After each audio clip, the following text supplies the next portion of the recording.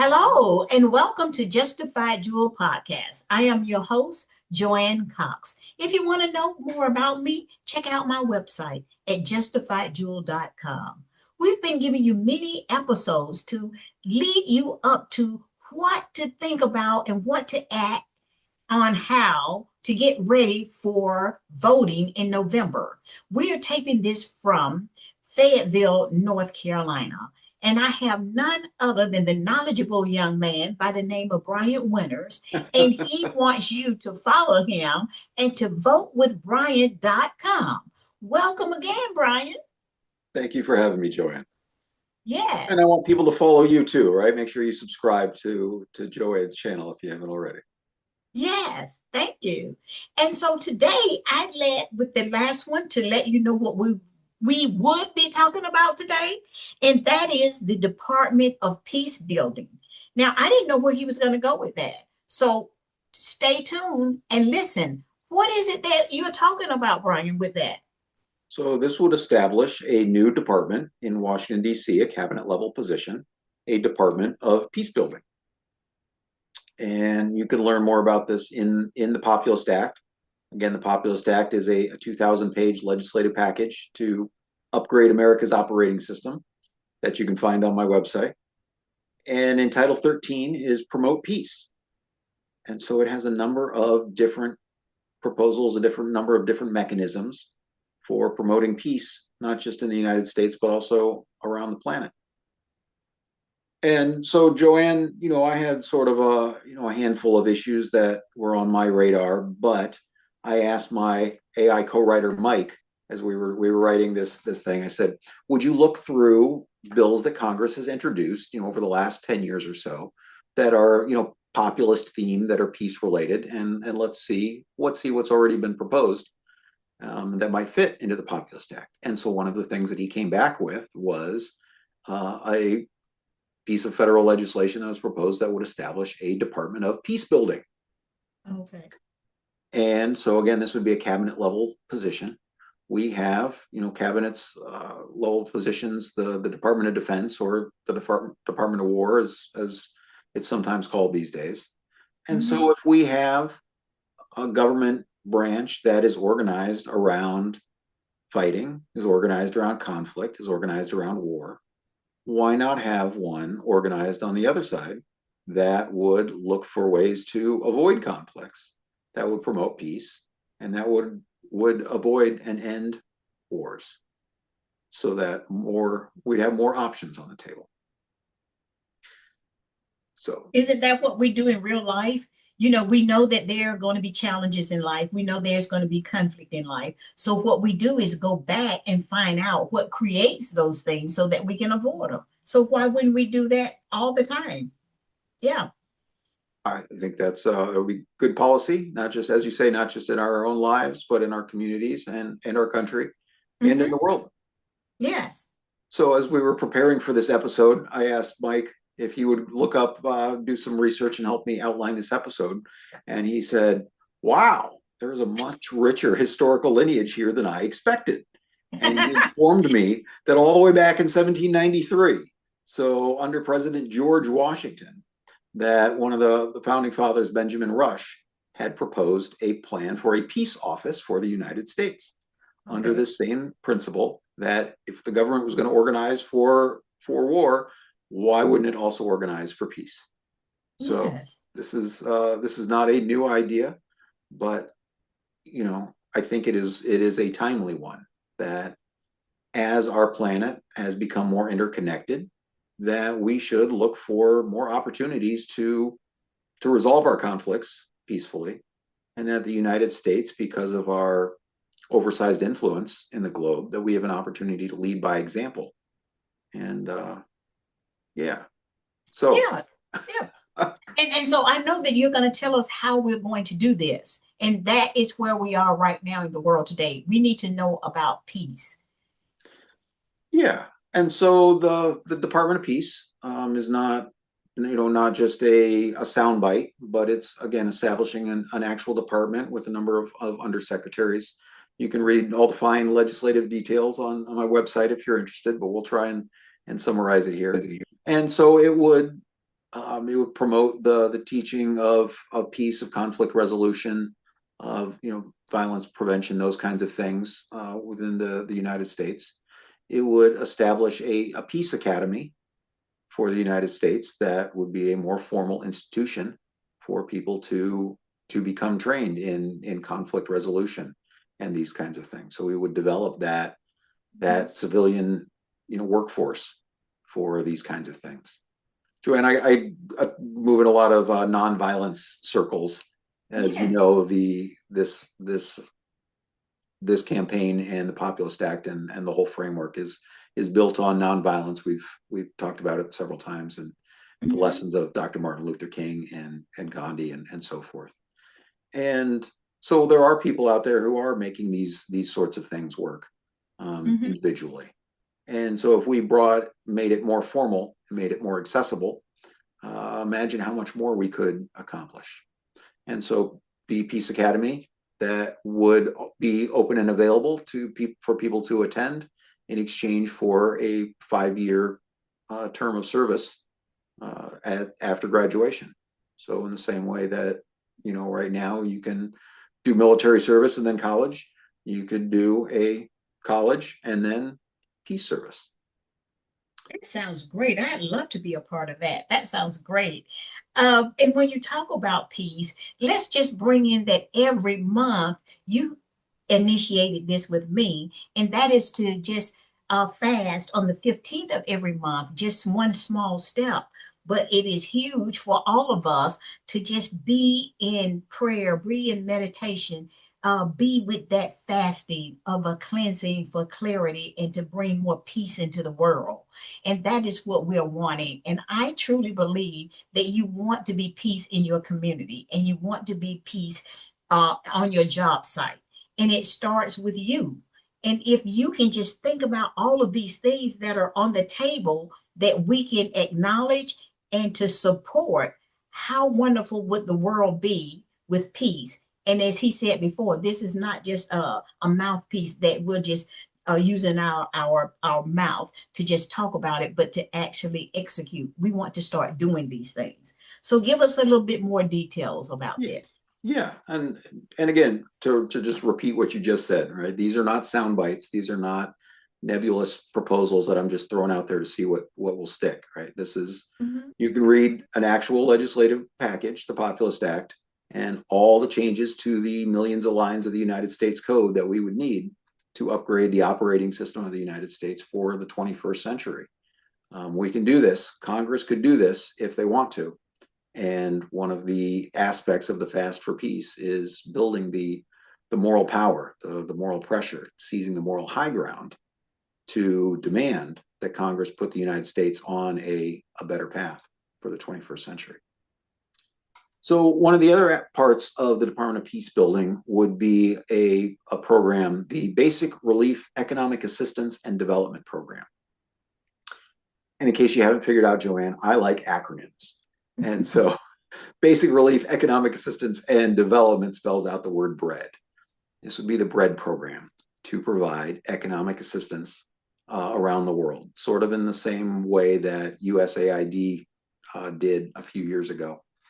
There were some concerns, some more legitimate than others, about USAID, and those concerns. There was a report a couple of years ago, and Mike and I reviewed those and put some extra safeguards in place around the bread program to address those. And so the bread program would be, again, the civilian infrastructure for helping to improve the quality of life in places, because so often that's a destabilizing thing, right? If people are struggling, they don't know where their meals are coming, they don't have food, water, functioning infrastructure, things like that, then that's destabilizing. And so if we can help people have more stable lives, happier, healthier lives, then that helps them deal with their own problems before they spread out into other parts of the country or the world. Again, I keep saying how this will improve the quality of life for everyone, for all Americans. but it's not just Americans on this planet. And so, to the extent that we can help improve the quality of life for others around the globe as well. So, I want to backtrack a little bit about when you talked about the Peace Academy. In the Peace Academy, and you were said about the training and things of that nature, but how would who would be a part of the Peace Academy? Would it just be a selective group of people or people that are already established in another area that they're like graduating to become a part of the Peace Academy? so How does that work? it would be set up like a 4-year college, just like a military University? academy or university or something. And so it Okay. would offer 4-year courses in things like nonviolent conflict revolution, nonviolent conflict resolution, Yeah. mediation, diplomacy, civil liberties, the rule of law, humanitarian Mhm. response, foreign languages, public health, democratic Okay. resilience, and reconstruction. And then Okay. again, if you need to attend for free, then you can do a 5-year term of public service in peace building work. Again, this is the Department of Peace Building. So it's Okay. not, as we talked about with Dr. King's lessons, right, is that nonviolence is active, not passive. It's not just Hmm. sitting around waiting to see what happens, but to go out and actually build peace. That's what the Yes. Department of Peace Building is about.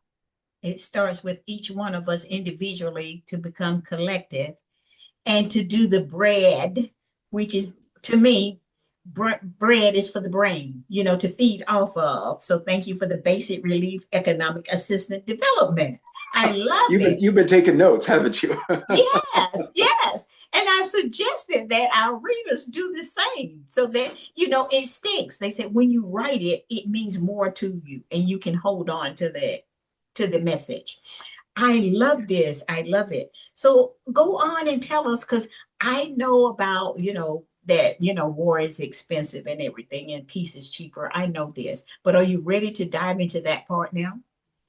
Yeah. So war is expensive, and so as we have less need for military intervention, so the Populist Act would transfer some of the money from the military budget to establish the Department of Peace Building and the bread program.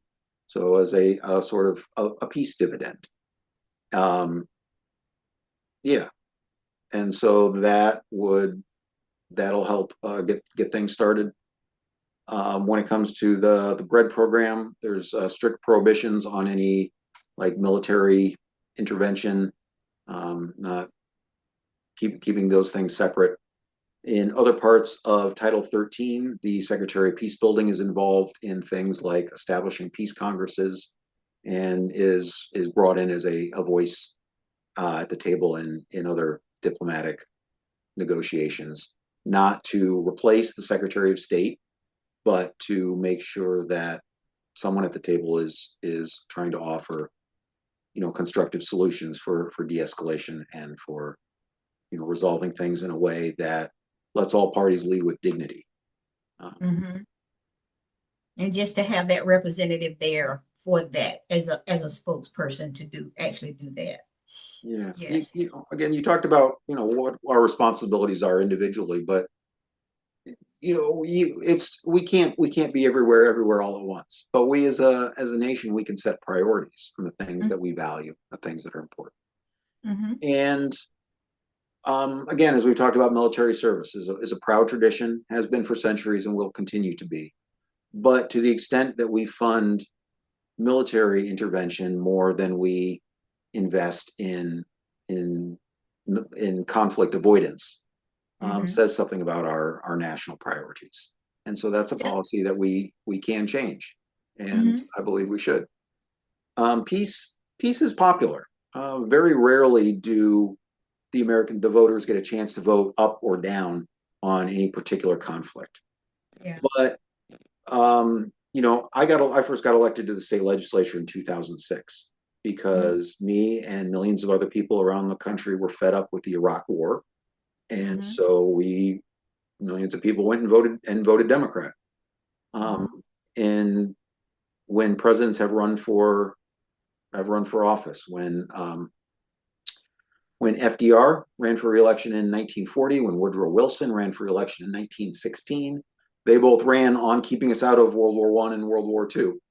And then just once they got elected, well, they kind of flip-flopped and got us into war. But they campaigned on those things. Richard Nixon campaigned on getting us out of Vietnam. Donald Trump campaigned on ending the endless wars in 2016. And you can go back, Joanne, you can look at the voter data that shows that counties that had higher death rates from military deaths, that they supported Donald Trump at a higher rate than Hillary Clinton. Stress. That again, and Richard Nixon just barely won in 1968, again, campaigning on getting us out of war. So peace is popular. And if that's the policy that American people want, here's a great way that we can put it into practice by establishing a Department of Peacebuilding. Yes. And whenever we talk about these things, it's always that thing of what's in front of you. Now you have to take the opportunity to find out what caused that and to find out now how you're going to have a solution. And this is what this is about. Again, I like to recap on that because now if we're going to have peace and we know that war is expensive and peace is cheaper, then we want to talk about the initiatives that can take place in solving these. But we can't do that unless we get to the round table and just say, how do we want to handle conflict before it happens? Because it will happen. And that is what we need to do on our making life better every day. Brian. Absolutely. Yeah, so many conflicts can be avoided, if that's what we want to do. Sometimes they can't. Sometimes things will happen. Yeah, some things can't be avoided. Yes. But most of them, we can just think about them and bring it to you. Yes. Yes. We're not abolishing the military or anything like that, right? What's provide for the common defense is again is one of those duties in the preamble. We're gonna keep doing that. But one of the again, how do you defend your family is, make sure that is reducing the conflicts, right? If you don't start conflict, and that that makes you safe. Yeah, and don't think of the military as that thing that's for war. Think of that thing is for the protection against war. And to have that surrounding fence around you. And that's what, teenagers would think the mom and dad are the bad ones. But in actuality, that's your forefront. And they're there to intellectually to protect you and to just do the natural things that should come to them, as in how they're going to protect you to bring you up. And then you, in turn, become this wonderful citizen of the world. So, absolutely. That's it, Brian, for today with this episode. It has ended already. And I just want to say thank you for being here again. I didn't know we could actually have so many episodes. I didn't know. I thought, what else can we talk about? But, I just think it is just so important to know that once you say one word, it comes into like 12 or more words. And then they can get in contact with you and ask questions with voteforbryant.com. And if you want vote with I'm Brian. sorry. I'm not running for anything, Joanne. And you know what? Organize a union. And that is why I had him to write it on the screen, because if he or I myself would mess it up, we would see that it says Brian, votewithbrian.com. And I would like to invite you back and thank Brian again for being here. But you are here with us as Justified Dual Podcast. And we would like to see you on the next episode. And our next episode is going to be protecting the planet. Now, how are we going to do that? But you'll see when we come back. So again, subscribe, bring a friend. And I thank you for being here today. Goodbye. Thank you, Brian.